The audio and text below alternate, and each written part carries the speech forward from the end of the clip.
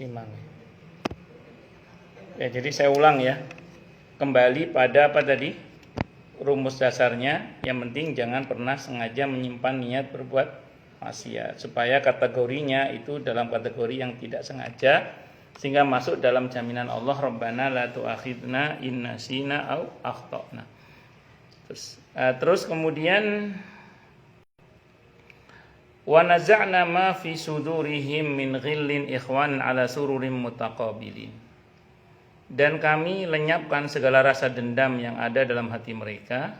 Mereka merasa bersaudara, duduk berhadap-hadapan di atas dipan-dipan.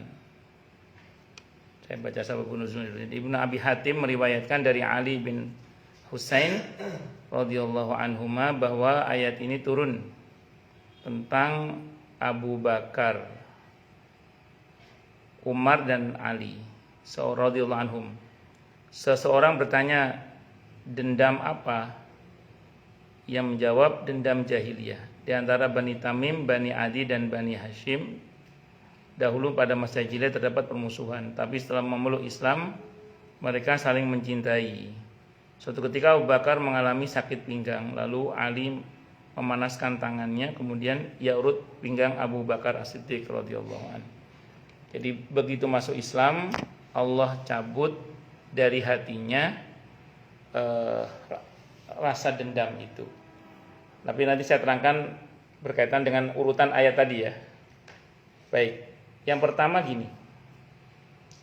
Di antara ciri ahli surga, monggo. Di antara ciri ahli surga itu hatinya nggak ada ghil. Nah itu aja deh. Di antara ciri ahli surga, kan ini nanti bicara surga kan. Di antara ciri ahli surga itu di hatinya tidak ada ghil. Ghil itu apa? Unek-unek yang tidak baik terhadap saudaranya sama muslim. Ya, jadi nggak ada unek-unek, nggak ada suudzon, nggak ada buruk sangka, nggak ada dendam dalam hati kepada saudaranya sesama muslim. Itu diantara ciri ahli surga. Makanya gini, tunggu dulu. Makanya kan di dalam surah Al-Hasyr ayat 10 kan kita diajar doa oleh Allah kan, wala taj'al fi qulubina ghillan lil ladzina amanu rabbana innaka ra'ufur rahim.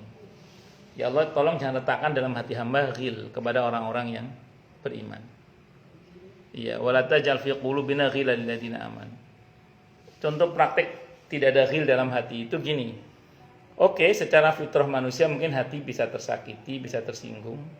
Tapi yang terpenting adalah kita tidak mendendam. Kesel mungkin, tapi mendendam tidak. Kita memaafkan, walaupun tidak bisa melupakan, tidak ada masalah. Yang penting kita sudah berusaha untuk, paling enggak ada usaha untuk memaafkan. Bahwa kadang manusia sulit, kata di karena saya bilang mungkin sanggup memaafkan tapi tidak bisa melupakan, tidak apa-apa.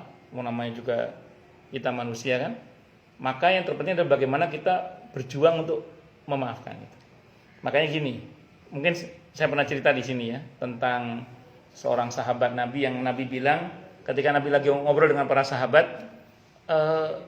kalau bahasa kita ya, ini ahli surga mau datang. Selang berapa waktu ada seseorang sahabat yang datang. Nabi bilang lagi, ini ada ahli surga mau datang. Datang lagi, orang itu lagi. Sampai 3 kali. Abdullah ibn Amr ibn Al-As radhiyallahu anhu minta izin sama Nabi, ya Rasulullah, izinkan saya nginep di rumah orang itu, pengen tahu amalan orang ini apa, kok sampai Nabi nyebut di ahli surga sampai 3 kali. Akhirnya kata Nabi boleh. Akhirnya beliau bertamu di rumah orang itu selama 3 hari. Begitu 3 hari, karena nggak ada berita apa-apa, beliau pamit.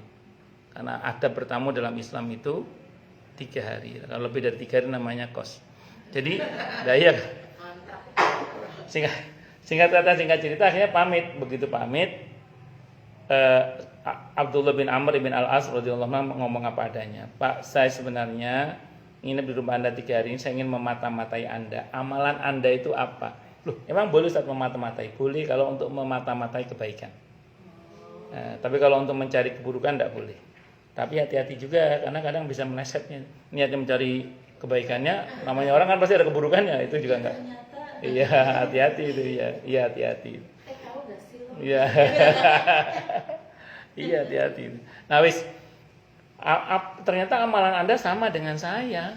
Apa ya rahasia amalan Anda kok sampai Rasulullah Muhammad SAW menyebut Anda itu ahli surga? Nah, terus kata orang itu, mungkin amalan hati saya yang Anda tidak tahu. Apa amalan hati Anda? Saya setiap kali mau tidur, saya bilang sama Allah, ya Allah, saya maafkan semua orang yang menyakiti hamba hari ini. Ya setiap kali mau tidur dia bilang ya Allah. Ya tadi enggak, itu saya bilang tadi. Sanggup memaafkan itu syar'i.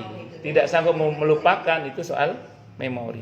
Nah, saya gini, apakah terus kemudian orang ini bebas dari hal itu? Mungkin sebagai manusia kadang timbul tenggelam ya, timbul tenggelam.